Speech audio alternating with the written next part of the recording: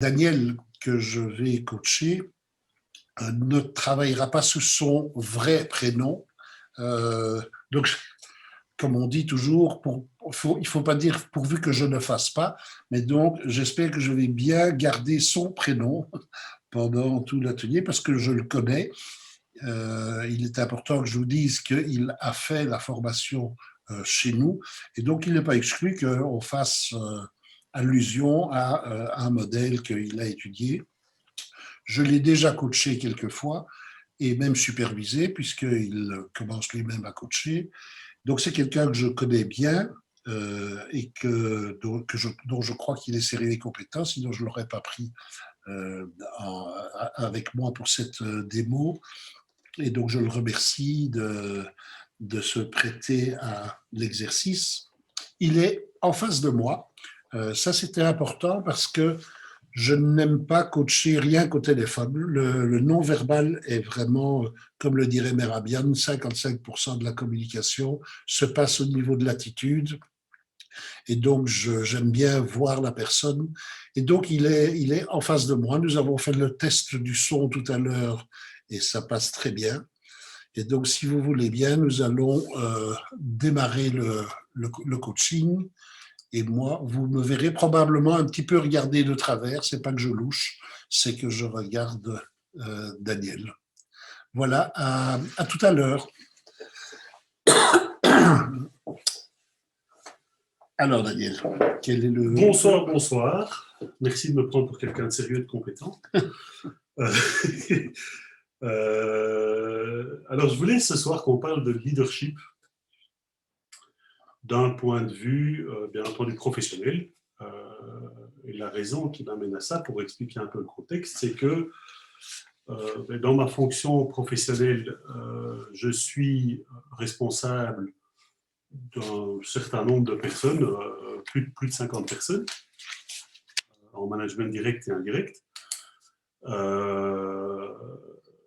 Et donc, ma fonction principale est donc de les leader et de les amener à des objectifs, puisqu'on travaille dans une industrie.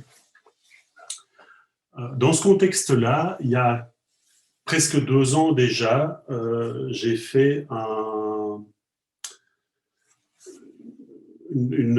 comment appeler ça, voilà, un bilan qui a été fait sur mon style de leadership, tel qu'il était perçu par moi, et aussi tel qu'il était perçu par les personnes qui me rapportent en direct.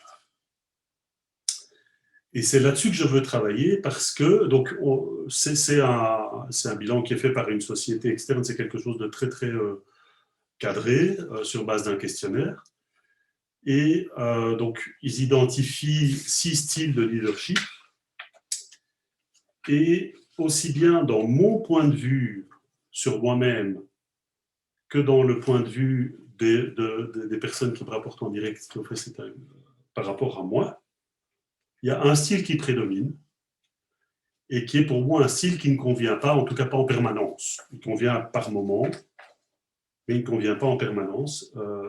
C'est le style réalisateur exemplaire. Donc, c'est-à-dire que j'ai tendance à montrer l'exemple avec un certain niveau de perfectionnisme. Et je dis que ça ne convient pas ou que ça ne me convient pas. Bien entendu, il y a des moments où ça convient, mais en général et en moyenne, c'est un style qui n'est pas adapté quand on a des personnes qui sont compétentes et c'est quelque chose dont j'ai vraiment du mal à me détacher. J'ai vraiment du mal à éviter ça. C'est vraiment ça que je voudrais travailler aujourd'hui. C'est essayer de me détacher de ce style réalisateur exemplaire et de trouver les moyens parce que bien entendu, j'en ai conscience, c'est ce que je viens d'expliquer, mais ça ne suffit pas. Et il ne convient pas dans quelles circonstances? Mais il ne convient pas typiquement quand je m'adresse à des personnes qui sont compétentes et qui connaissent leur travail. Donc, ils ont l'impression que je fais leur travail à la place et donc ils perçoivent ça comme un manque d'autonomie. C'est quelque chose donc, qui est aussi remonté par les personnes en question. Et donc, c'est vraiment quelque chose que je voudrais travailler parce que je voudrais travailler ça en coaching parce que, comme je disais, ça date d'il y a quelques temps, cette étude-là, et je remarque que j'ai du mal, j'ai beau en avoir conscience et avoir cerné un peu les différents profils, etc., je n'arrive pas à passer au-delà de ça. En tout cas, pas facilement. Ok. Donc ça, c'est la situation. Ça, c'est la situation. Ton objectif? Alors, l'objectif, formulé négativement dans un premier temps, c'est ne plus être systématiquement ou ne plus être majoritairement un réalisateur exemplaire. Donc, c'est, pour le reformuler de manière un peu plus positive,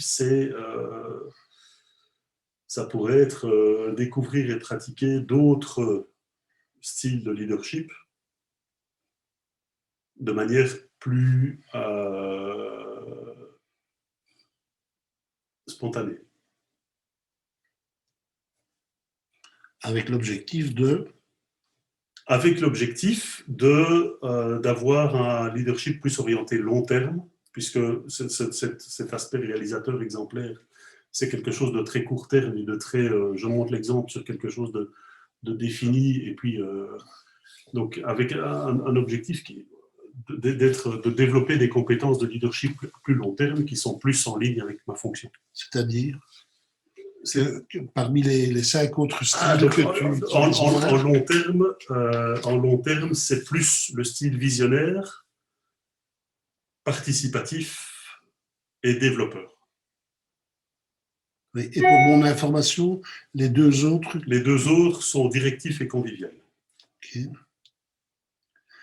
Donc tu voudrais plus être visionnaire, participatif et développeur. Voilà. Et qu'est-ce que tu veux faire de ta compétence actuelle que tu as? Est-ce que tu veux... Alors, je ne veux pas l'oublier, parce que de toute façon, en fonction des circonstances, il n'y a pas un style qui est moins bon qu'un autre, et ils peuvent être tous amenés à être utilisés en fonction des circonstances et de l'environnement. Voilà. Le problème, c'est que le style réalisateur exemplaire, ici, c'est vraiment quelque chose de prédominant et que j'utilise, je dirais, peut-être abusivement. Donc, tu viens de dire un mot important, c'est en fonction des circonstances. Oui. Et donc, quel est ton objectif? Au niveau de ce que tu vas faire dans la société, et puis 2, quel est l'objectif de la séance?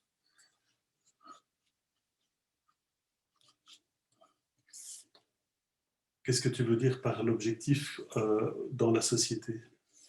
Donc, tu as dans la société, pour le moment, un style assez réalisateur exemplaire, dont tu dis que tu veux le diminuer et que tu voudrais avoir plus de visionnaire, de participatif et de développeur. Oui, en tout cas parce que ça correspond beaucoup plus à ma vision que je me fais de ma fonction dans l'organisation. Est-ce que ça correspond aussi à la culture de l'entreprise? Non. On a une culture, par exemple, si je dois parler d'une partie de mon management, il y a du directif pur et dur. Mais je ne pense pas que ce soit malgré tout incompatible. Donc je ne pense pas que c'est un combat, je pense que cet objectif est écologique et il a du sens, malgré tout. C'est ça. Ce n'est pas quelque chose qui nuirait d'une manière ou d'une autre à ma place dans la société. Donc le fait que tu n'aies pas le même style de management que ton boss ne poserait pas un problème. Pas forcément que mon boss, mais ça ne poserait pas un problème. Voilà. Donc c'est écologique pour toi et pour ton équipe dans la société de développer ce style que tu veux avoir. Oui.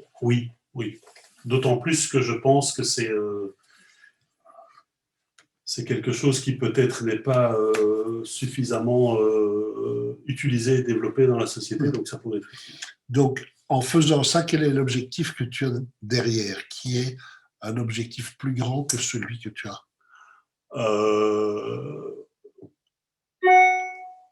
Alors, l'objectif derrière, ça, c'est d'être,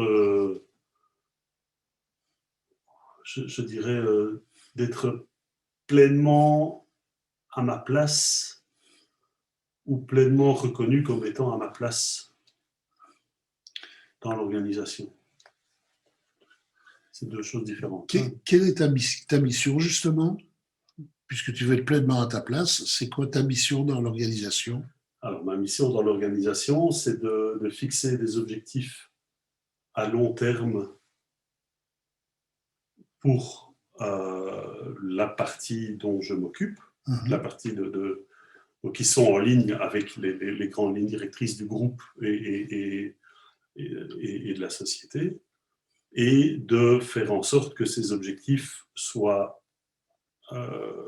concrétisés, cette vision à long terme soit concrétisée en termes d'objectifs à plus long terme, qui eux sont répartis dans les différentes équipes et qui sont assignés, dont la responsabilité est assignée à des personnes dans les équipes. Et ton rôle par rapport à ça? Mon rôle est donc de définir cette vision long terme, et de la communiquer, de la transférer aux équipes, de s'assurer que cette vision long terme est, on va dire, correctement traduite en objectifs concrets qui sont clairement mesurables et en ligne avec les attentes de nos clients et de la maison mère. Et bien entendu, de mesurer l'écart de la situation actuelle par rapport à l'objectif en récoltant du feedback. Et en quoi est-ce que ton objectif de leadership ici est en lien avec ta mission et ta vision? Parce que c'est vraiment se focaliser sur le long terme qui est important. Et je pense que ce côté réalisateur exemplaire, c'est trop du court terme et c'est trop du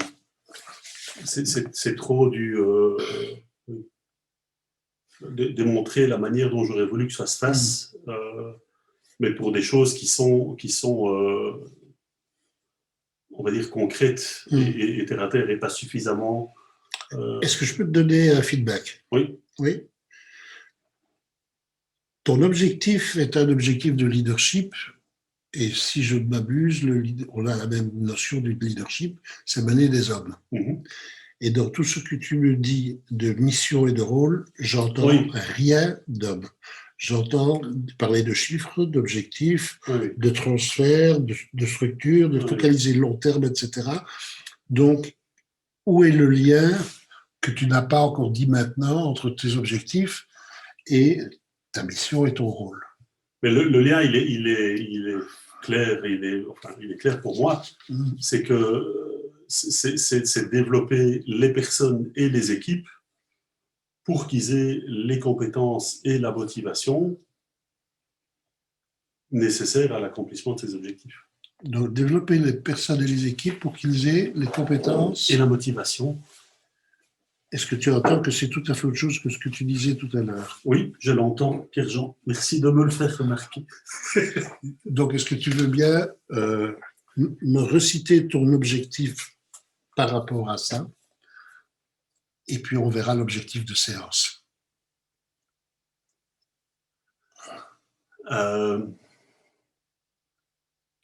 Quand tu dis me reciter mon objectif, c'est de quel objectif que je devrais reformuler? Je ne sais pas, c'est à toi de voir. Moi, je veux bien te reciter tout ce que tu as dit. Non.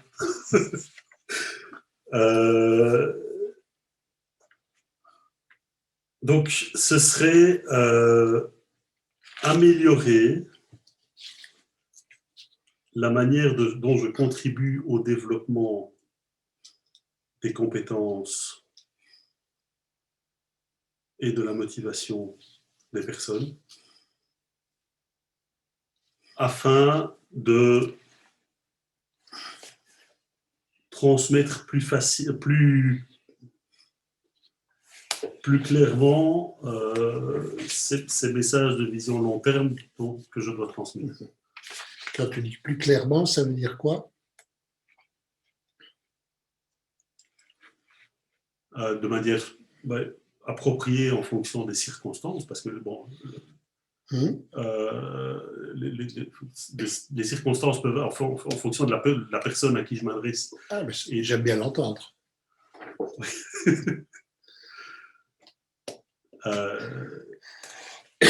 Donc, si tu me faisais, sans réfléchir qu'on est en coaching, et que tu disais, c'est en fait quoi que tu veux avec tes équipes, exprimer simplement. Je veux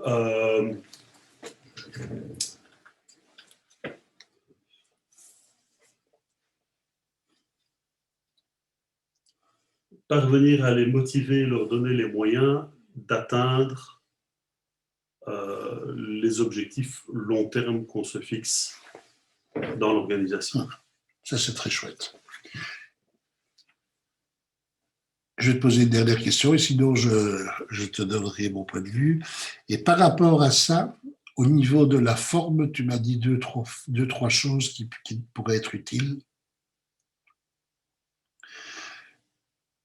Est-ce que tu vois ce que je veux dire? Par rapport à être clair en fonction des gens et des circonstances, si tu es plus spécifique.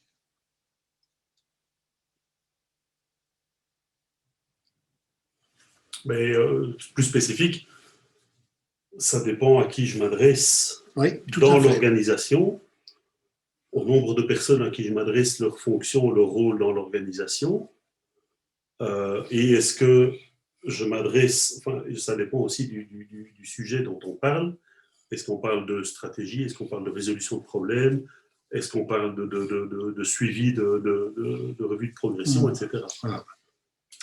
Alors, je te donne ma perception, et puis tu me dis si c'est juste, si c'est pas juste, si tu as envie d'adapter ou pas. Ce que j'entends, en fait, mais tu n'as pas utilisé le mot, c'est que tu as envie de développer ta flexibilité au niveau de ta communication et de ton style de leadership.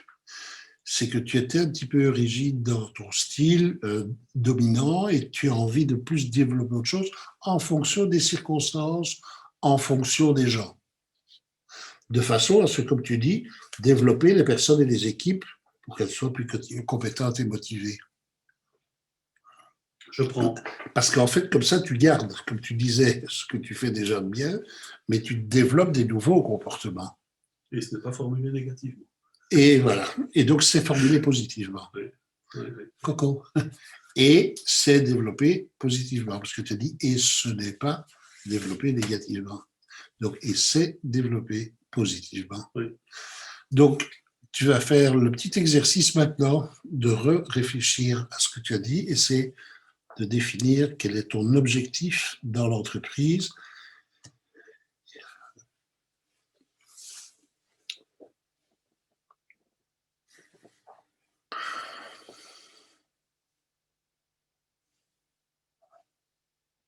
Est-ce que tu peux répéter ce que tu me demandes? Excuse-moi. De redéfinir simplement ton objectif. Je vais répéter ce que tu as dit. C'est développer ma flexibilité dans ma manière de, on va dire, l'idée, parce que j'aime pas le manager, mes équipes, afin d'augmenter la performance avec laquelle je transmets et j'engage la motivation des gens et leurs compétences. Ok. Est-ce que c'est un objectif qui te convient bien, avec lequel tu te sens aligné? Oui, comme je dis, je prends. Et comment sauras-tu que tu l'auras atteint? Quelques critères de mesure? Je pense que j'ai déjà quelques personnes de l'équipe avec qui je peux partager ça et leur demander du feedback, et leur demander du feedback régulièrement par rapport à ça. Est-ce que tu as... ces gens ont répondu à ton questionnaire? Ces gens ont répondu à mon questionnaire. Donc, vous avez les critères de mesure? Oui. Donc, tu peux utiliser ça? Oui. Chouette. Donc ça, c'est vraiment une mesure externe. Oui. Et par rapport à moi, je crois que typiquement, quand ce genre de choses arrive, c'est que je me retrouve à repasser derrière de la matière, du contenu que je reçois de personnes de mon équipe. Et finalement, je repasse derrière pour des raisons qui sont peut-être pas propres à l'entreprise, mais qui sont spécifiques à mes croyances ou à mon point de vue. Là, je ne comprends pas. Oui, mais donc ce que je veux dire, c'est que quand je me dis merde, je suis encore en train de faire mon réalisateur exemplaire, c'est parce que je me retrouve à repasser derrière. D'accord. Et c'est des choses qui finalement n'ont pas vraiment de valeur ajoutée. Ah, oui. Ni pour moi, ni pour l'entreprise, et encore moins pour la personne qui se fait corriger comme si j'étais. Et donc ton critère par rapport à ça, donc mon critère par rapport à ça, c'est de me rendre compte que je ne le fais pas, ou que je me dis que ce n'est pas, ou moins, ou que je ne dois, que c'est pas la peine de le faire parce que ça n'apporte rien. Donc un critère de mesure, c'est de diminuer ce comportement-là. Oui. Ok. Donc tu as 2 critères de mesure, un de tes collaborateurs avec les critères qui sont mis dans le questionnaire que tu as eu et qui vont pouvoir effectivement te dire si tu as développé les autres styles et que tu fais moins celui-là, et puis toi, de sentir que tu passes moins derrière. Oui. Qu'est-ce que ça aura, si tu fais ça, qu'est-ce que ça aura comme conséquence à ton avis? Sur ton style de management, sur tes équipes et vers l'entreprise? Ça va apporter quoi?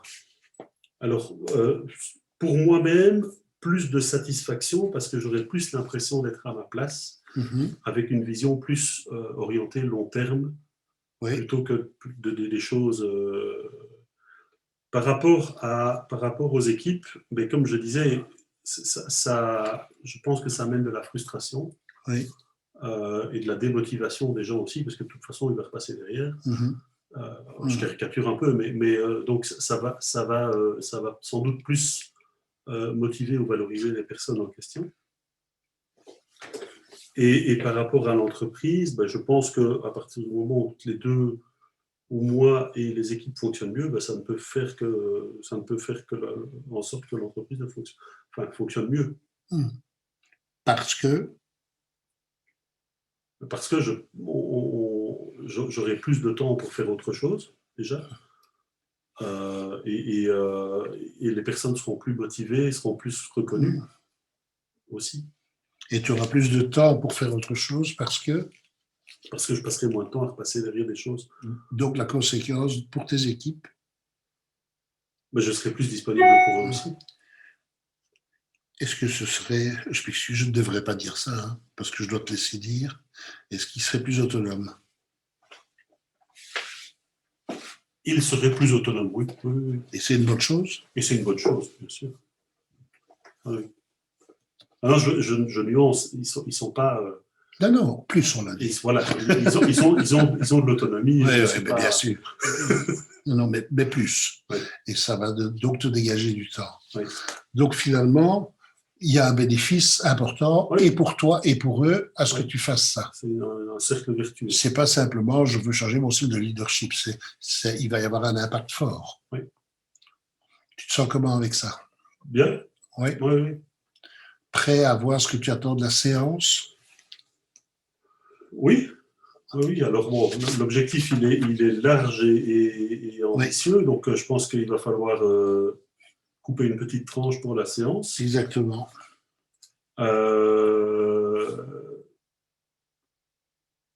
Alors, comme je disais, d'un point de vue théorique, les plus et les moins de chaque style de leadership, c'est quelque chose que j'ai acquis, qui est accessible, je peux le relire quand je veux.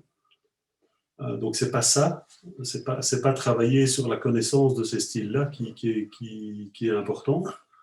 Ce serait peut-être plus essayer de... Si je veux moi-même pouvoir mesurer et que je le fais moins, ce serait peut-être plus travailler sur quelles sont les circonstances ou quand est-ce que comment identifier ce qui m'amène à me comporter comme ça. Ce qui t'amène à te comporter comme un réalisateur exemplaire. Ah oui. Donc qu'est-ce qui fait que j'ai ce style-là maintenant? Oui. Ou que ce soit un style prédominant et que malgré la prise de conscience, je n'arrive pas à passer au travers. Qu'est-ce que ça t'apporte d'avoir ce style? Une sécurité par rapport à ce que l'équipe doit délivrer. Parce que Mais parce que j'ai un contrôle dessus élevé et j'ai un niveau de connaissance assez élevé. D'ailleurs, c'est assez caractéristique parce qu'il dit que c'est les gens qui ont une grande expertise technique qui ont en général ce style de leadership-là, ce qui est clairement mon cas. J'ai fait une évolution technique avant d'évoluer dans le leadership ou dans le management. Donc ça m'amène une certaine sécurité sur le contenu de ce que je livre. Voilà. Et le délivrer de tes gens, tu es en sécurité parce que tu le contrôles bien. C'est ça que tu dis. Oui, c'est ça. Tu passes à peu près combien de temps en contrôle?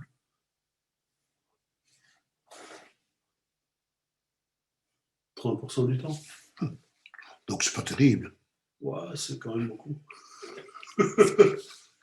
C'est beaucoup. Merci. Et tu voudrais passer de 30 à combien? 5. Ok. Ouais.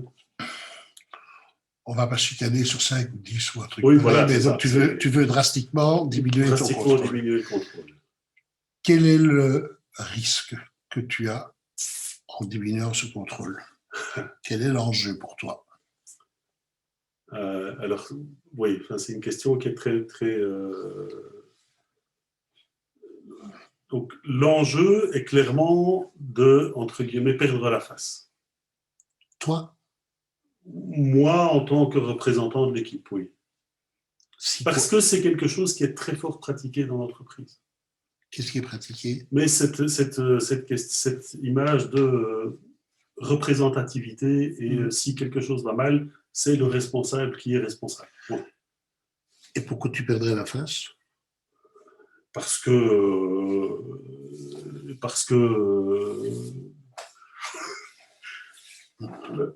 ça crée ça correspond pas aux attentes de mon management ou ça correspond pas aux attentes de ce que le client veut. Qu'est-ce qui fait, par exemple, qu'on perd la face chez vous? À quelle occasion est-ce qu'on peut perdre ta face?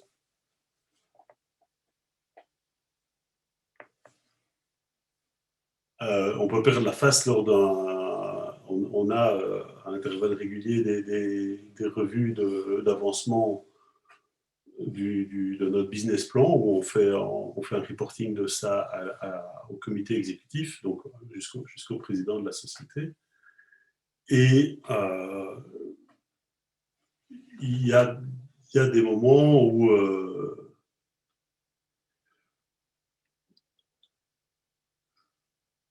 il y a des choses qui sont dites qui sont des... C'est assez bizarre ce que je veux dire, mais qui sont des surprises ou des choses qui ne sont pas des imprévus. Et qui ne correspondent pas aux attentes. Donc, quel style?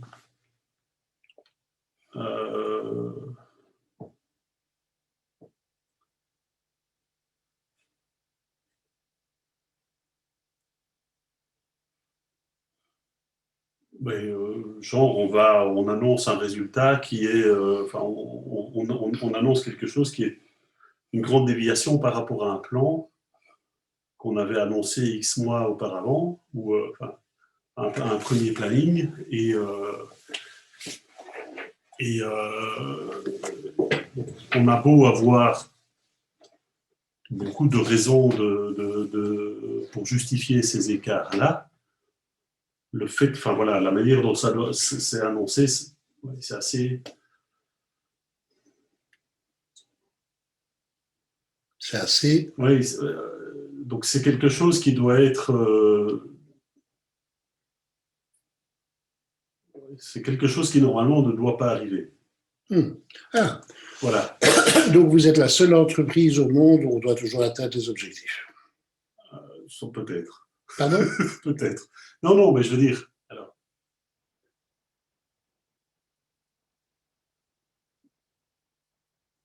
ça ne doit pas, en tout cas, euh,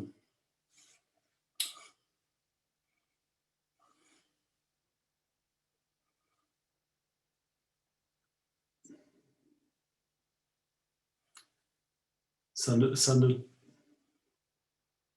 la manière dont ces déviations sont présentées, typiquement, comme je l'expliquais dans une réunion face au comité exécutif, c'est quelque chose, ça doit, si c'est quelque chose ça ne peut pas être inconnu de tous au moment où on l'annonce. Ah, c'est déjà un peu différent de ce que tu disais tout Oui. à l'heure. Oui. Donc, comment éviter cette grande perte de face? Ben, en le communiquant auparavant aux personnes clés. Et normalement, vous communiquez tous les...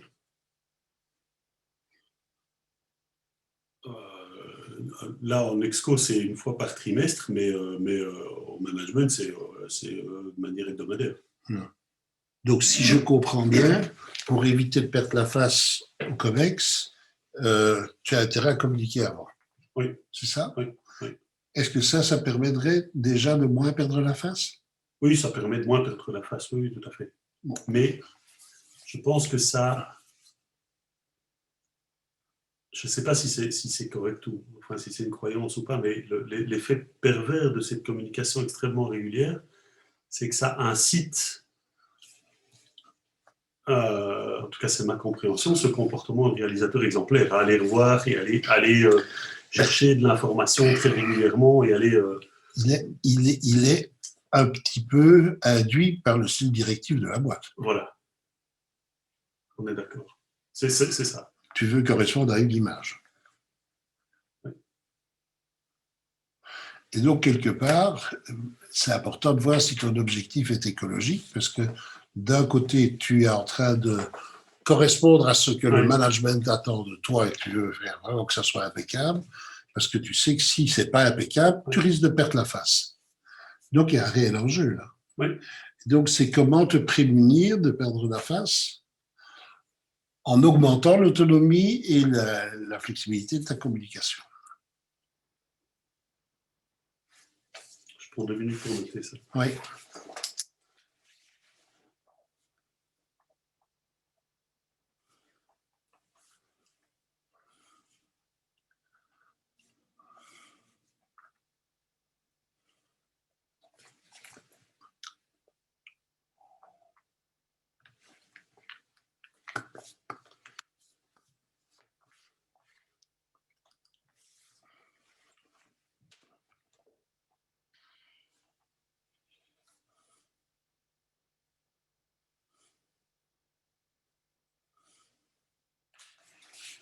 Yes.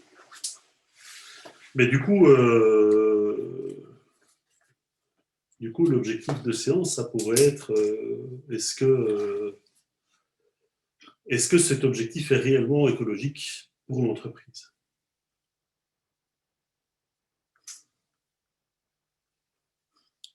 Pour l'entreprise? Pour l'entreprise court terme, l'entreprise long terme, est-ce que c'est pour les gens? Est-ce que c'est pour toi? On a parlé de coaching d'alignement chez nous. Et on a parlé d'alignement individuel, physique, intellectuel, émotionnel, spirituel, mais dans une entreprise aussi, on peut parler d'alignement. Oui. Et quelque part, pour le moment, je ne suis pas sûr qu'il y ait de l'alignement. Oui, je suis d'accord. Et donc, est-ce que tu veux t'aligner avec le haut ou est-ce que tu es en train de vouloir être un facilitateur de changement aussi au niveau du style de leadership? C'est au niveau de la volonté, c'est clairement ça. Voilà. Mais c'est une autre dimension. est-ce que cette volonté que tu as là, elle est écologique pour l'entreprise? Parce qu'il y a l'entreprise, et dans une entreprise, tu as des actionnaires, des administrateurs, puis tu as un comité de direction, et puis tu as des chefs de service, et puis tu as des gens qui y travaillent. Et il y a la théorie. L'enjeu, pardon. Et il y a la théorie et la pratique. Parce qu'en théorie, oui. Exactement. Si on regarde mission, vision, valeur de l'entreprise, clairement, l'objectif est écologique. Voilà. Mais quand on regarde certaines personnes dans le management qui ont un certain rôle et une certaine responsabilité, il n'y a pas d'alignement à ce niveau-là. Et donc, moi, toi, est-ce que je m'aligne? J'ai une très bonne nouvelle pour toi. Il n'y a pas une entreprise au monde où il y a un alignement total. Non, on est d'accord. Donc, le tout est de savoir, tiens, mais où est-ce que toi, tu as envie d'amener ta division? Dans la limite de ton autonomie à toi dans ce COMEX. Ouais, oui. Par rapport à ça, dans la limite de mon autonomie, moi, je veux l'amener avec quelque chose d'un peu bateau, mais je souhaite le meilleur d'un point de vue autonomie, d'un point de vue compétence et d'un point de vue performance. Est-ce que c'est quelque chose qui est réalisable pratiquement, ou est-ce que le COMEX va te mettre des bâtons dans les roues? Non, le COMEX ne va pas me mettre des bâtons dans les roues par rapport à ça, bien entendu. Donc, il n'y a pas d'enjeu. Donc, à ce niveau-là, il n'y a pas d'enjeu. Donc, l'enjeu, il est où? Si tu reprends tout à l'heure de mon style de leadership, je veux éviter de prendre des claques, de perdre la face, utiliser tes mots. Donc, comment est-ce que tu vas pouvoir concilier cette volonté que tu as avec cette... En fait, pour le moment, ton style, tu le fais parce que tu as peur de perdre la face. Donc, comme tu sais que la peur paralyse, qu'est-ce que tu as besoin pour lever cette peur de perdre la face?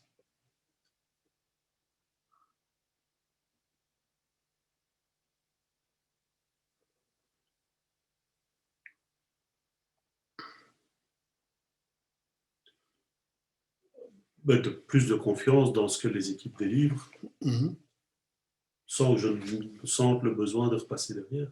Puisque, comme je le disais, finalement, ce travail-là n'a pas une grande valeur ajoutée.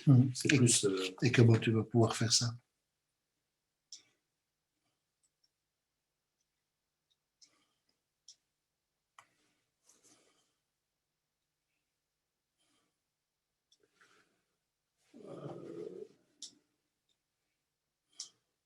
je pense que pour revenir au style de leadership, c'est plus prendre le pendant long terme de ce réalisateur exemplaire, c'est-à-dire être plus développeur par rapport à l'équipe. Et ce qui implique aussi en plus des notions qui se rapprochent de ce qu'on apprend en formation de coaching. Donc plus accompagner les personnes à se développer et partager aussi peut-être mon point de vue, mon ressenti par rapport à ça, avec eux, plutôt que de dire, voilà, c'est ça que, sur base de ce que tu as fait, voilà ce que j'en ai fait. Tu as vu, c'est bien. Et si on reprend les 6 niveaux logiques, est-ce que tu as les compétences pour ça?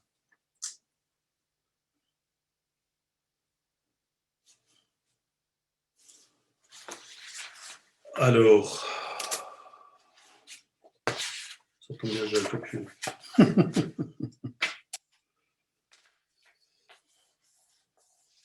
Parce qu'on a parlé de l'environnement, oui. Et l'environnement, il n'est pas complètement aligné, mais tu es chef de division dans lequel tu as une autonomie et tu peux faire bouger. Oui. Donc, tu as envie de mettre des comportements en place là. Oui. Ces comportements sont basés sur des compétences et des capacités que tu as. Oui. Est-ce que tu as les capacités pour faire ça? Je pense que oui. Moi, ce que je sais, toi aussi. Donc, si on monte au niveau suivant, c'est quoi? C'est les croyances. Voilà. Donc, est-ce qu'il y a une croyance majeure portante? Est-ce qu'il y a une croyance majeure limitante. Ben, on a parlé de la croyance, cette histoire de perdre la face et de l'impact de perdre la face, Donc, qui est limitante. qu'est-ce qui fait que tu perdrais la face?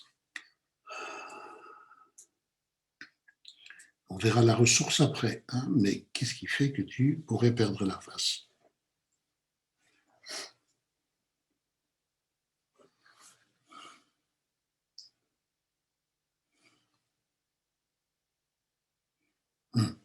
Je te vois faire ça.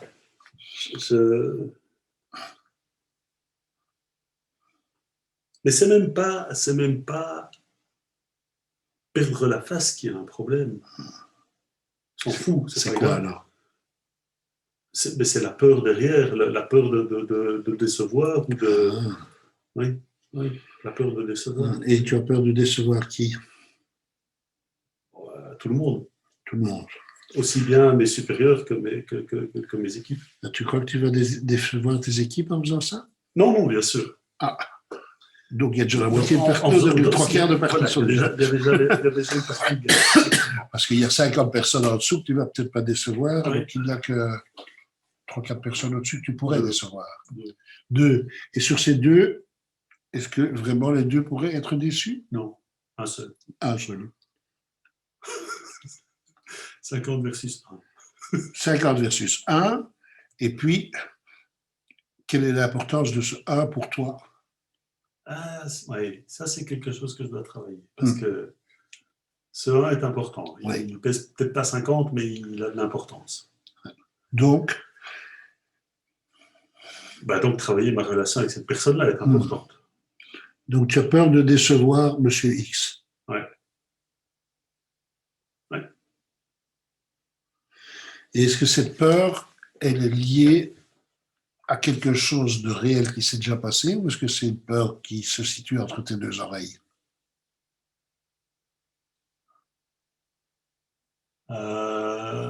C'est une peur qui se situe, je crois, surtout entre mes 2 oreilles. Donc, tu n'as pas la peur viscérale des tripes parce que tu as déjà vécu un truc avec lui que tu ne voudrais pas qu'il se représente. Non.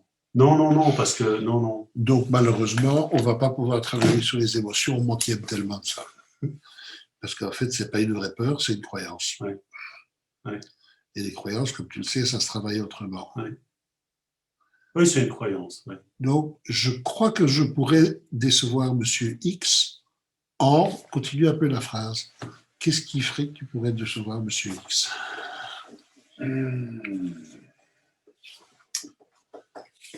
Je vais essayer de faire la chose le plus générique tout en étant le plus parlant possible, mais je crois que je pourrais décevoir Monsieur X en lui montrant des résultats qui ne sont pas à la hauteur de ses attentes. Et je dis bien de ses attentes et pas de celles de l'entreprise.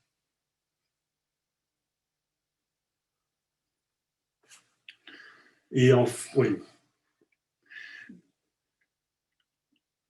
Et ça, évidemment, ce n'est vrai que si tu changes de style de leadership. Parce que si tu gardes ton style de leadership actuel et que les résultats ne correspondent pas à ses attentes, là, tu ne vas pas avoir de problème. Non, c'est pas vrai. Ah. Non, ce problème, il est là. Il est indépendamment il est indépendant de style de leadership. Donc, ce n'est pas ça. Donc, ce n'est pas ça. Donc, maintenant, on a 2 choix. Ouais. Est-ce que on travaille la peur de Monsieur X, quoi que tu fasses, ou est-ce que tu continues à travailler sur j'ai envie de changer de style de leadership, j'ai peur de perdre la face vis-à-vis de Monsieur X? Parce que c'est pas en changeant, c'est toi qui l'as dit, c'est pas en changeant de style de leadership qu'il va y avoir donc, va un risque de problème. Il est quand, hein, mais on va continuer. Où est le problème? Le problème, il est des 2 côtés, mais je pense que le problème de M. X, il est identifié, il est travaillé, mais il n'est pas là. Il n'est pas là, donc je pense que je pense que c'est mieux de travailler sur l'autre. Sur toi? Oui. Mais sur quoi? Non, mais sur le, je veux dire, passe. Donc, cette peur vis-à-vis de Monsieur X, c'est quelque chose qui est identifié, dont on a parlé Ouais. dans d'autres séances. Mais donc, par rapport à ça, et par rapport à ma demande initiale, je pense que je préférais travailler sur les styles de leadership maintenant. Donc, quel est ton risque réel, pratique à changer de style de leadership? Mais de par ce dont on discute depuis 45 minutes, le risque réel, il n'est pas là. Enfin, il n'y en a pas réellement. Je ne sais pas moi. Je pense que je ne vois que des choses plutôt positives à changer ça, plutôt que des risques. En tout cas, vis-à-vis des fameux 50 personnes versus 1. Donc, il n'y a pas grand-chose qui risque d'aller moins bien. Non, non. Les résultats risquent pas d'aller moins bien. Non. L'efficacité du travail de ta division risque pas de diminuer. Non, certain. Donc, qu'est-ce que tu risques? Rien. Donc, dis-moi un petit peu, je risque rien à changer de style de leadership. Je ne risque rien à changer de style de leadership. Donc, qu'est-ce que tu as besoin pour le faire? Parce que quelque part, tu ne l'as pas fait jusqu'à présent à cause de cette peur que tu avais. Vérifie un petit peu si, ayant identifié cette peur maintenant, et te rendant compte que finalement, le style de leadership n'a rien à voir avec ça, est-ce que tu peux te donner cette permission d'avoir plus de flexibilité et dans ton style de leadership avec tes 50 hommes? Oui. Oui. Oui. Et c'est même un oui enthousiaste. Ah oui, enthousiaste. Ouais. Ah, chouette. Et qu'est-ce que tu as besoin comme ressource que tu as déjà en toi et que tu vas mettre en avant pour faire ça? Mais comme je disais, je pense que le plus chouette moyen de transformer ce style réalisateur exemplaire, c'est de le transformer en un style qu'on appelle plus développeur. Et qui fait appel à des choses qu'on voit en coaching, qu'on apprend en coaching. Tout ce que tu apprends depuis plus de 2 ans. Tout ce que j'apprends depuis plus de 2 ans. Et donc, d'un point de vue compétences, je les ai. En tout cas, la plupart. Et le côté enthousiasmant, c'est chouette, c'est appliquons ça sur le terrain. Voilà, aller de l'avant et emmener les personnes par rapport à, avec moi là-dedans. Le geste que tu as montré, c'est marrant, moi j'associe au mot transmettre. Oui. C'est comme si tu disais là, appliquons et transmettons. Oui, donc en fait, tu as appris plein de choses depuis 2 ans. Oui. En quoi est-ce que ça t'a permis, toi, de te développer? Mais, oui, ça m'a permis de me développer d'un point de vue personnel à plein de niveaux. Oui. La connaissance de moi-même, la connaissance de la manière dont je fonctionne, la prise de conscience dans la communication avec les personnes, etc. Donc c'est plein de ressources que j'ai acquis par rapport à ça qui m'ont permis de me développer et d'être, je pense, plus en conscience dans la plupart des choses que je fais d'un point de vue leadership et management. Et maintenant, c'est passé à l'étape suivante et de le transmettre, justement. Donc après t'être développé toi, tu as envie de développer les autres. Exactement. Et tu as plein d'outils. Et j'ai plein d'outils. Et j'entends que tu as la motivation. Et j'ai la motivation. Qu'est-ce que tu as besoin de plus? Essayer de concrétiser ça, formaliser ça dans un plan pour en faire quelque chose justement de mesurable et de déroulable où je peux vérifier effectivement que ça fonctionne. Donc c'est préparer ça, passer du temps à préparer ça. Et pourquoi simplement essayer? Oui, c'est ça. Ah, j'ai dit essayer. Réussir. Voilà. Donc quelle va être ta prochaine étape? Ma prochaine étape, c'est d'essayer Pardon? Pardon. Ma prochaine étape, c'est de prioriser. Donc, dans les différents aspects, justement par rapport à quand est-ce que je fais ce réalisateur exemplaire, etc., quelle est la chose la plus importante que je voudrais pouvoir transmettre? Ou quelles sont les X ou Y priorités à transmettre et à qui? Et puis commencer en impliquant ces personnes-là et en faisant un travail de transmission avec eux. Ouais. Et ça, tu commences quand? La semaine prochaine.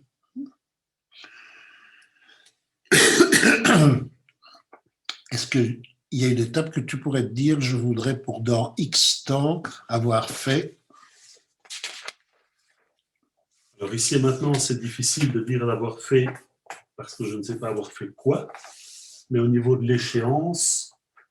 Non, si, tu viens de dire des choses. Donc, quelle peut être ta première étape avec ta première équipe? Qu'est-ce que tu vas pouvoir faire? Qu'est-ce que tu vas faire pour lancer la machine?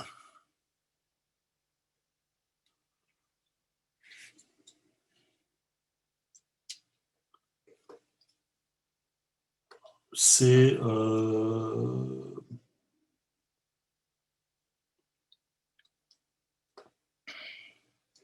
peut-être simplement partager ce projet-là avec mes deux bras droits. Chouette. Oui. Et ça, tu peux faire quand? La semaine prochaine. Okay. Oui. Et tu es d'accord de me faire un tout petit peu le résumé de leur réaction? Oui. Oui. Donc, end of next week.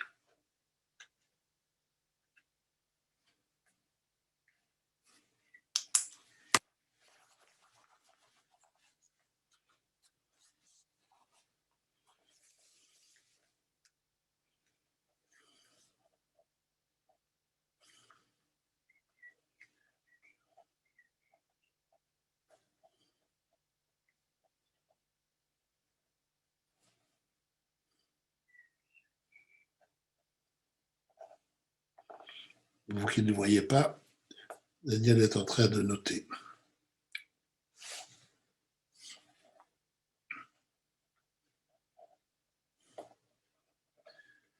Yes. Alors, je te propose de fermer ton petit calepin et de me dire qu'est-ce que t'as apporté cette session. Alors, je ressens beaucoup d'enthousiasme, comme je le disais, suite à cette session, parce que d'abord, j'ai pu faire la paire des choses entre la peur ou la croyance qui me bloquait, en tout cas c'est ce que je disais au début, malgré que j'ai conscience de, je continue à, et le fait que changer n'aura pas d'impact sur cette... changer de style de leadership n'aura pas d'impact sur cette peur et cette croyance, donc la paire des choses est faite. Ça a mis en lumière aussi le côté risque sur l'écologie de cet objectif, donc quelque chose qui est présent et qui est un fait, et donc j'en ai conscience, parce que si je m'engage là-dedans, tête baissée, je risque de me désaligner par rapport à l'entreprise, et ça peut poser un problème, donc c'est quelque chose dont je dois être, à propos de quoi je dois être vigilant.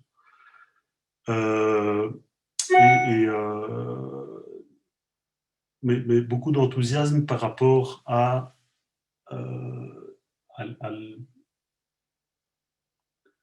au côté finalement, j'ai tout ce qu'il faut pour le faire, il n'y a plus qu'à, et ce sont des choses en plus qui me motivent et qui m'intéressent, puisque c'est dans le cadre enfin, c'est lié à cette formation que j'ai faite. Donc, très, très content, très satisfait. Chouette. On en reste là? On en reste là. Merci beaucoup, Purgeon. Merci à toi. Alors, voilà, on peut demander à Eliane de revenir. Ah, ok. Et donc, je te passe la main. Est-ce que je reste là ou est-ce que tu préfères que j'aille à l'ombre? Non, reste là. Je peux rester? Oui, c'est très bien.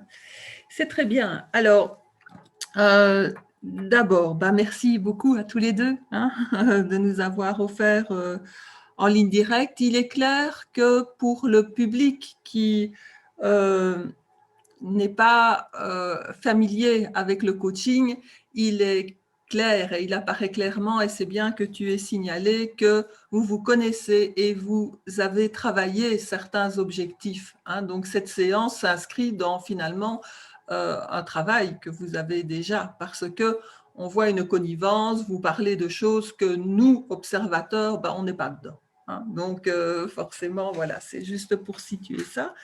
Alors, donc, ce qui pouvait te permettre de faire ces commentaires et de faire des liens, de lui faire des liens avec d'autres choses. Voilà, ça je tenais à le dire parce que sinon on pourrait se demander, ok. Donc, là, on a d'abord au départ, donc, on a une présentation de la situation par le coaché et Pierre-Jean fait bien la distinction. Ok, ici, c'est la situation. Et avec l'objectif, quel est ton objectif? Et donc, développer mes compétences de leadership à long terme. On arrive sur ça, hein, après avoir eu une explication sur quel style de leadership, justement.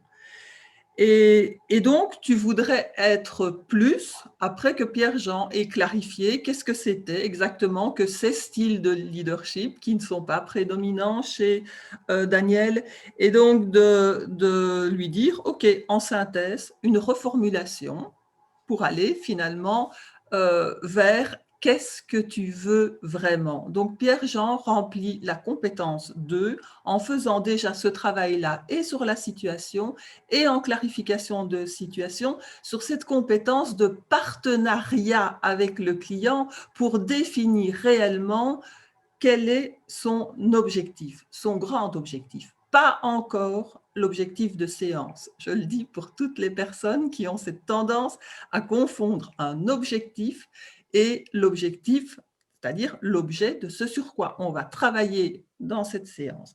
On n'y est pas encore, on a donc un objectif qui est, donc tu voudrais être plus visionnaire, participatif et développeur. Oui. Qu'est-ce que tu veux faire de ta compétence actuelle? Parce que celle-là, voilà, on ne va pas acheter le bébé avec l'eau du bain. Et ça, c'est déjà important pour le coach de savoir ça. Donc, il s'intéresse à ça, mais en même temps, ça ouvre aussi un champ de conscience au coaché de je ne veux pas complètement, et on a besoin d'être sûrs tous les deux, le coach et le coaché, qu'on se comprend bien et vers quoi on veut aller. On est toujours dans de la clarification. Donc, quel est ton objectif au niveau de ce que tu vas faire dans la société et au niveau de la séance? C'est vraiment bien pour faire entendre au coaché qu'on n'est pas en train de travailler sur ce qu'il veut ici et maintenant. OK. Une autre ouverture dans la clarification, qui est déjà de l'exploration, c'est est-ce que ça correspond à la culture de l'entreprise? Donc, le coach ici, en tant que partenaire, s'assure que si l'objectif du client est celui-là, eh bien, tous les paramètres, toute la conjoncture est bien en place pour que cet objectif soit réalisable. Donc, il va poser toutes ces questions-là de clarification, de situation, et donc il va reformuler ce qui fait vraiment preuve de la compétence d'écoute active. Chaque fois, reformuler, reclarifier les termes, utiliser les mots du coaché. Donc, le coach reformule en faisant ça, ce que tu viens de me dire. Quel est l'objectif derrière qui est plus grand? Et donc maintenant, quand on a son objectif pour l'entreprise, c'est ce qu'il veut au niveau de l'objet qu'il est venu apporter, le développement d'autres styles de leadership, évidemment, vous vous doutez bien que ce n'est pas ça qu'on va travailler en séance, d'autres styles de leadership. Donc, il faut vraiment faire ce qu'on appelle dans notre jargon de coach un entonnoir à partir de l'ambition d'un objectif pour arriver à qu'est-ce qu'on veut faire en séance. Donc, à partir de ce moment-là, on est toujours dans de la clarification. Et c'est quoi ta mission au niveau de l'organisation, hein? parce que je veux être pleinement reconnu à ma place, dit-il, Daniel. Oui, mais c'est quoi ta mission? Donc, fixer des objectifs, etc. Et ton rôle par rapport à ça, toi, qu'est-ce que c'est? Ben, c'est définir justement une vision à long terme et la transmettre, etc. En quoi ton objectif de leadership ici, et cette question est importante, est en lien avec ta mission. Le coach cherche donc si l'objectif non seulement s'intègre dans un contexte qui lui sera favorable, mais va aussi s'intéresser à la personne du coaché et à son alignement propre. Donc, en quoi ton objectif est-il ici en lien avec ta mission? Il dit réalisateur exemplaire, c'est trop du court terme. Ce sur quoi je suis en train de parler et ce sur quoi le coach l'emmène, c'est quelque chose de beaucoup plus global. Et donc, est-ce que je peux te donner un feedback, va dire le coach à ce moment-là. Donc, il demande la permission de pouvoir lui donner un point de vue, un ressenti. Où est le lien entre ce que tu n'as pas encore dit et ta mission? Développer les personnes et les équipes pour qu'ils... C'était ça, sa mission. Donc, c'est ici où vous perdez, vous peut-être comme moi, le fil parce que c'est quelque chose que nos deux compères savent d'un travail à côté. Donc, ici, le coach va recentrer le coaché sur sa personne. Demande de et puis il va lui demander, pour être sûr, de reformuler son objectif. Et ça devient autre chose. Améliorer la manière dont je communique, je crois, ou je contribue au développement des compétences et de la motivation des personnes afin de transmettre plus clairement les objectifs. Ok, il a défini ça, il est arrivé à cet objectif-là, qui n'est pas et qui est beaucoup plus précis que ce qu'il avait au départ. Ce n'est pas encore clair. Le coach va demander clairement, qu'est-ce que ça veut dire clairement? De façon plus appropriée, en fonction des circonstances et des personnes à qui je m'adresse. Ah, dit le coach, je suis contente de l'entendre. Donc là, on est... vous voyez, tout le questionnement a été centré sur la personne, son alignement et ce que le coach sait ou a appris de la personne. Et là, on est dans une compétence d'écoute active et de présence, avec la préoccupation du coach à considérer la personne dans son intégralité, ce qui est toujours cette compétence de la présence. En tous les cas, qui est repris dans les marqueurs de cette compétence de la présence pour ICF. Donc, ici, on a donc cet objectif-là. C'est en fait quoi que tu veux avec tes équipes? Parce que c'est bien, là, on parle de transmission, mais l'objet de ça, c'est quoi? Où est-ce qu'on va avec ça? Est-ce que tu peux l'exprimer simplement? Alors, le coaché va manifester quelque chose et puis le coach va dire « Je te donne ma perception et tu me dis ce que tu en penses. » Parce que, voilà, on est arrivé au niveau de la forme, tu m'as dit certaines choses, et si tu étais plus spécifique, qu'est-ce que ça serait? Donc, après avoir posé toutes ces questions-là, après, le coach va dire, OK, je te donne ma perception et tu vas me dire ce que tu en penses. Alors, tu as envie de développer la flexibilité de ta communication dans ton leadership, afin de favoriser, etc. Et à ce moment-là, qu'est-ce que fait le coach quand il dit ça? Il y a eu un suffisamment long, on est à 20 minutes à peu près là, à 20 minutes de clarification, d'exploration, de mise en conscience et d'alignement pour que le coach, à ce moment-là, puisse amener dans son partage une synthèse et mettre l'accent sur certaines choses par rapport à ce qu'il connaît du client. Et donc, tu as envie de développer la flexibilité? Oui. Quel est ton objectif maintenant dans l'entreprise?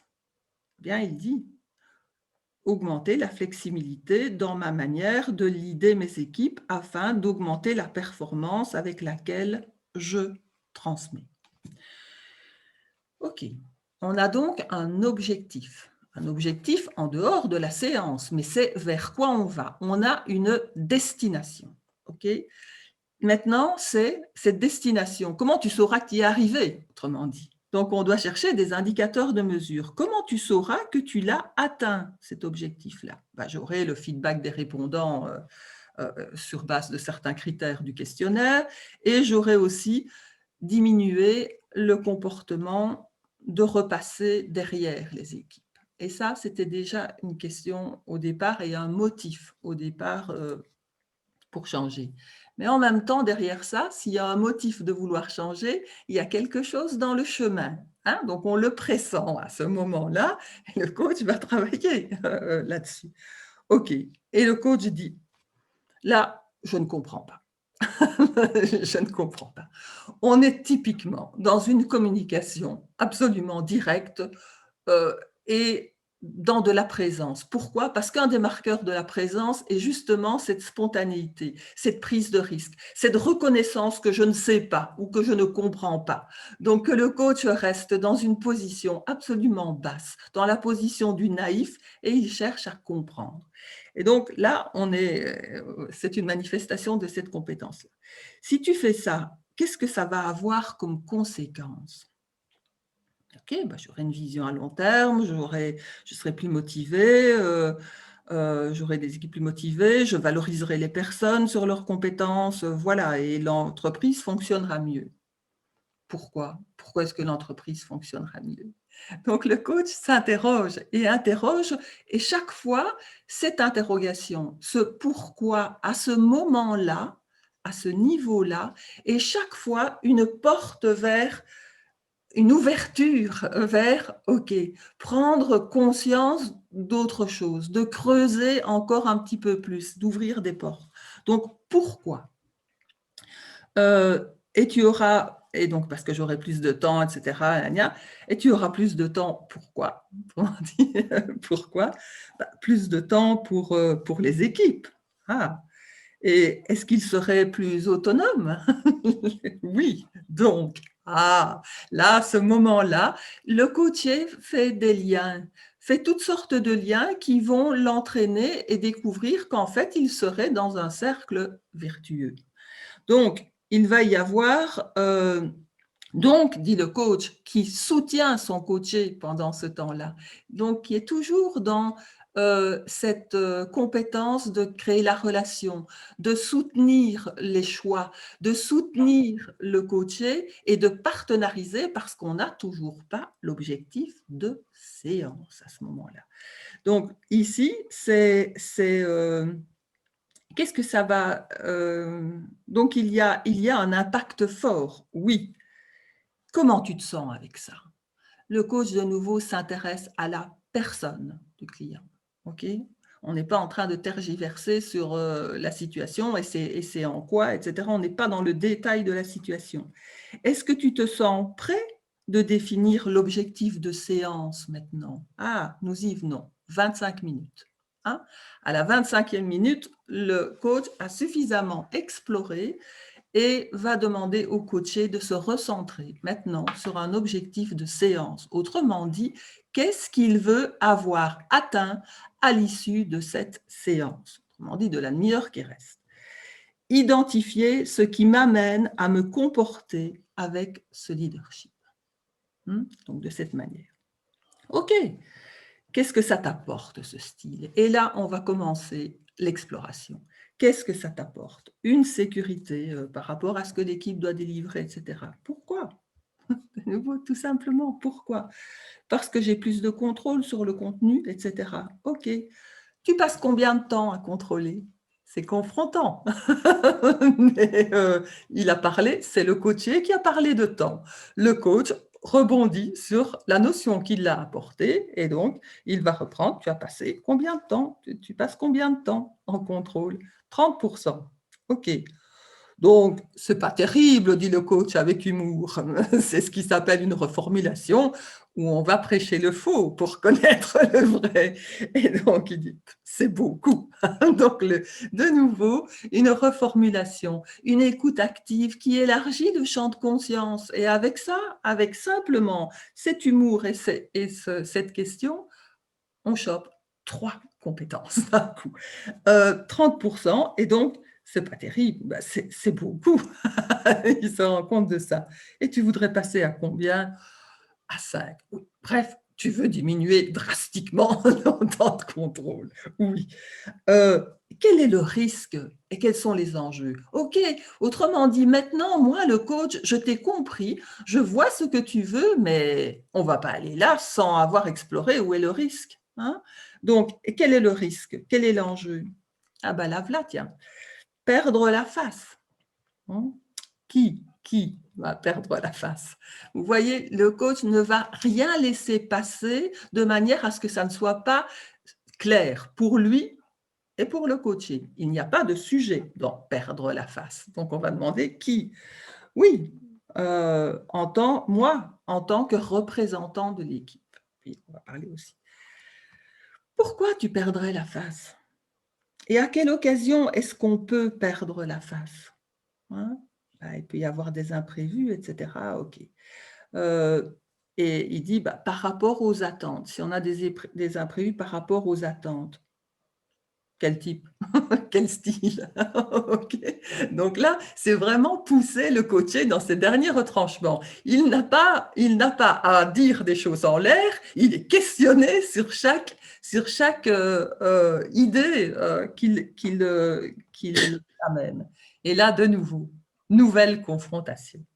Donc, vous êtes la seule entreprise au monde où on doit toujours atteindre les objectifs.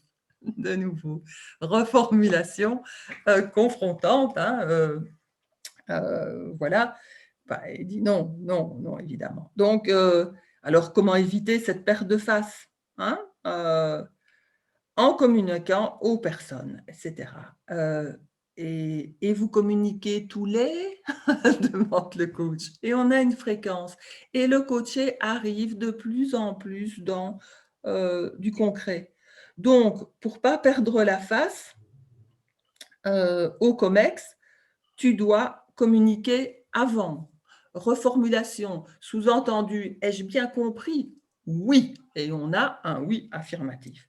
Et ça te permet de moins perdre la face? Oui. Là a commencé tout le travail de l'exploration de ce qu'il y a dans le chemin. Et donc, OK, comment limiter ta perte de face donc en communiquant, etc. Et là, il réfléchit. Donc là, c'est toujours cette compétence de présence où le coach laisse le temps de réflexion. Il a envoyé une question de synthèse, une question profonde qui fait le lien entre ce qui a été dit au début et cet objectif maintenant qui se précise pour être l'objectif de séance. Il est clair que le coaché doit faire ce lien-là et ne peut pas répondre tout de suite. Donc, dans cette compétence de présence, il y a effectivement que le coach laisse la place au silence, laisse la place aux pauses et à la réflexion. Et c'est important parce qu'on ne l'aperçoit pas toujours, cette compétence de présence. Donc, est-ce que cet objectif est vraiment écologique pour l'entreprise? Parce que c'est le coaché qui se demande ça. Parce qu'il dit donc, mon objectif de séance, je suis en train de me demander si cet objectif est vraiment écologique pour l'entreprise. Commentaire, le coach donne alors un commentaire. Donc, il y a une chose, c'est qu'il n'y a pas beaucoup d'alignement dans l'entreprise. Est-ce que tu veux t'aligner avec le haut ou est-ce que tu veux devenir un acteur de changement? C'est de nouveau ici où on pourrait croire, nous, observateurs, que le coach va tirer ça de son chapeau. Non. il est clair que c'est quelque chose qu'ils ont déjà partagé en coaching. C'est quelque chose que le coach sait du coaché et qui est important pour le coaché. Donc, c'est là qu'il va faire des liens. Et ça, c'est important aussi parce que c'est une compétence qui n'est pas décrite comme ça, mais qui est un des marqueurs pour passer son master coaching, donc son accréditation à master coaching. On vérifiera que le coach fait faire effectivement des liens entre les séances. C'est ce qu'on a ici en démonstration. Donc, l'enjeu, il est où, demande le coach. De quoi as-tu besoin pour lever cette peur de perdre la face? Puisqu'on a déterminé que c'était ça qui était dans le chemin, plus de confiance en ce que les équipes livreront, sans repasser derrière, qui est le comportement dont ils voudraient se débarrasser. Comment tu vas pouvoir faire ça? Tiens, là est la question. Alors, être plus développeur par rapport à l'équipe, plus accompagner les personnes à se développer, à partager mon ressenti avec eux. OK, là, on a un objectif qui fait vraiment toute la synthèse de ce qui a été exploré. Bon, si on reprend maintenant les 6 niveaux logiques, de nouveau, une connivence entre le coaché qui a appris ça, ils savent de quoi ils parlent tous les deux. Est-ce que tu as les compétences pour ça? Oui, je pense que j'ai les capacités. OK, alors, allons au niveau au-dessus. Est-ce qu'il y a une croyance importante ou limitante, dans perdre la face? Et il dit, oui, perdre la face. Qu'est-ce qui fait que tu pourrais perdre la face, vraiment? Et là, on va avoir, et je reviens à l'écoute active, parce que dans tout ce que j'ai dit jusqu'à présent, on a eu une écoute de ce que le coaché disait, on a eu une écoute qui faisait des liens entre ce que le coaché avait dit et ce qu'il voulait, et on a maintenant un reflet du non-verbal. Et donc, le coaché va lui dire, le coach va dire, mais c'est quoi ça? Et il va nous mimer, parce que nous, on ne voit pas le coaché, mais il va nous mimer les bras croisés, et il va lui demander, c'est quoi ça? Qu'est-ce que ça veut dire? Autrement dit, quelle est la signification? Au même titre que le coach a fait des clarifications dans les dires et dans les idées du coaché, il va clarifier ce que le coaché fait en séance devant lui, dont il n'a pas nécessairement conscience. Donc, un reflet. Il dit, c'est la peur de décevoir. Qui? Décevoir qui? Mes supérieurs et mes équipes. OK. Tu es sûr de pouvoir décevoir tes équipes? Non. OK, ça fait déjà plus que 50. Donc là, on a déjà diminué drôlement la peur, elle ne tient plus trop debout. Et puis alors, on en vient à arriver que c'est finalement qu'une seule personne, mais qui a son importance. Alors, quelle est l'importance de cette personne? Est-ce que cette peur est par rapport à quelque chose qui s'est déjà passé, ou est-ce qu'elle se situe entre tes deux oreilles, dit le coach?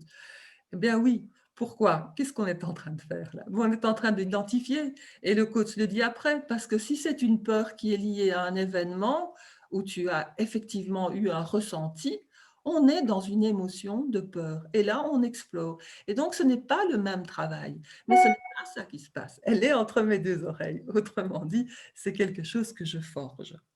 Donc, je crois que je pourrais décevoir Monsieur X, et on en arrive, et ce n'est plus qu'à lui, en lui montrant les résultats à la hauteur de ses attentes, possessif, de ses attentes à lui. Et ça n'est vrai que si tu changes ton style de leadership. De nouveau, le doute, l'attitude du doute du coach va faire réfléchir le coaché. On est en train de l'emmener encore plus loin dans sa réflexion. Parce que non, dit le coaché.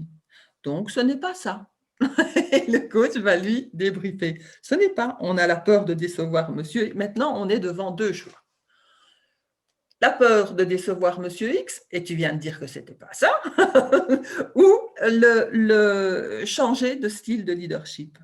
Et de nouveau, responsabiliser le client, le mettre devant un choix et ensuite soutenir le choix du coaché. c'est exactement dans les compétences du coach. D'abord dans la compétence de créer la sécurité, cette relation sécurisante, de responsabiliser le coaché sur ses choix. C'est la dernière compétence d'ICF. Et donc, on est ici maintenant, OK, où est le problème ?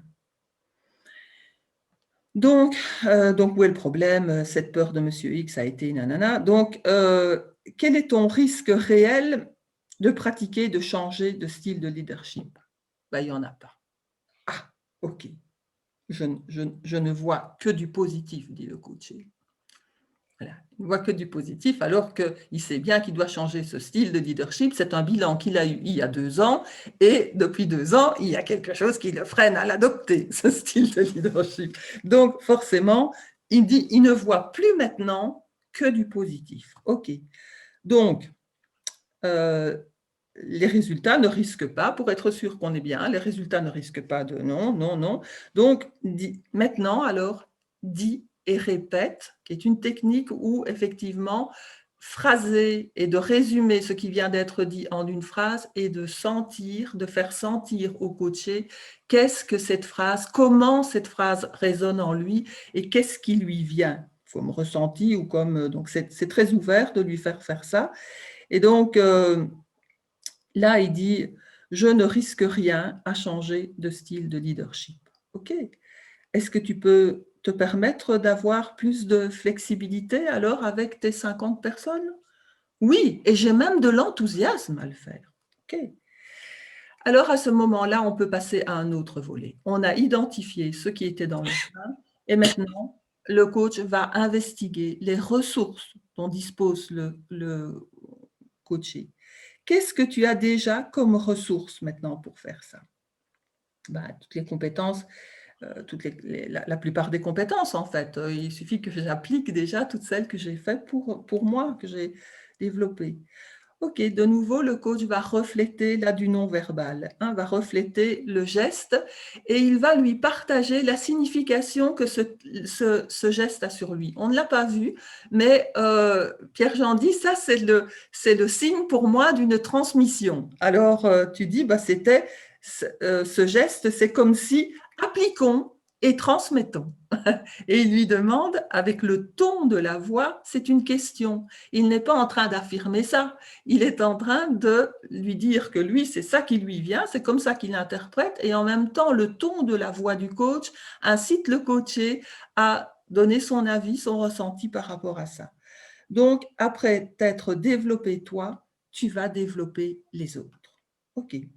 Et tu as la motivation. De quoi as-tu besoin en plus ? OK ? Donc, jusqu'à épuisement du stock. Il va travailler jusqu'à épuisement du stock des ressources. Alors, OK. Donc, à partir de ce moment-là, le coach est confiant et il dit non, l'enthousiasme et tout, il est parti. Donc, ça ne sert plus à rien. Et le coach lui demande donc, quelle va être la prochaine étape ? Et là, on est dans les dernières compétences d'ICF. Donc, dans cette fameuse compétence 8, où le coach va vraiment être le partenaire maintenant de son client pour l'aider à, explorer ce qu'il a appris, comment il va le mettre en place. Il sait qu'il a des ressources, il va pouvoir s'appliquer sur ces ressources et donc il va lui demander quelle va être la prochaine étape à fixer, quelles sont les priorités à transmettre. OK, top. On a là les encouragements du coach. Partenaire jusqu'au bout, top. Tu commences quand ? Y a-t-il une étape que tu voudrais à une certaine échéance ? Qu'est-ce que tu vas pouvoir faire pour lancer la machine ? Partager ce projet avec mes 2 bras droits. OK, quand ? La semaine prochaine. Ça, c'est de la mise en perspective, c'est prendre des engagements, responsabiliser le client avec une échéance pour l'intercession, mais ce n'est pas tout. Je suis ton partenaire, moi le coach. Donc, moi aussi, je dois savoir qu'est-ce que ça va donner. Moi aussi. Donc, il y a une requête. Et tu peux me faire un résumé, là, sur leur réaction ? Donc, à la fin de la semaine ? Oui. Et le coach note ça vous l'avez bien vu, j'espère, note l'engagement du coaché. C'est écrit, on s'est tapé dans la main. Maintenant, le coaché, il aura des comptes à rendre la prochaine fois et on statuera là-dessus. Et c'est comme ça aussi qu'on statue sur l'analyse de tout ce coaching et du passage en revue des 8 compétences, où on a un bouclage, effectivement, sur qu'est-ce que cette séance t'a apporté, quels sont tes apprentissages, et qu'est-ce que tu vas en faire, et comment tu te sens maintenant. Hein? Donc, c'est le bouclage de la séance. Qu'est-ce que cette séance t'a apporté? OK, voilà.